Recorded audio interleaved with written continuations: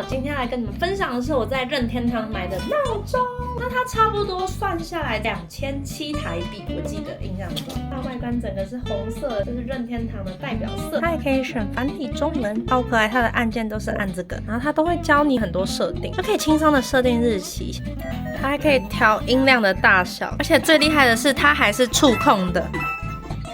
你一动，它就会侦测到你在动。我觉得这台闹钟最值得的地方就是它还可以换角色，就是它可以选择不同的角色，它会对应不同的模式。而且这台闹钟它还会记录你的就寝记录，看你有没有睡得好。因为如果你一翻身一动的话，它就会侦测到你在动。闹钟超级厉害，它每天早上你还可以设定不同的铃声把你叫醒，仿佛你自己每天早上都被游戏唤醒。它里面还有个功能叫助眠音，它就连显示时间的时候都有马里奥在这边睡觉。如果有喜欢闹钟的人，记得也去买哦。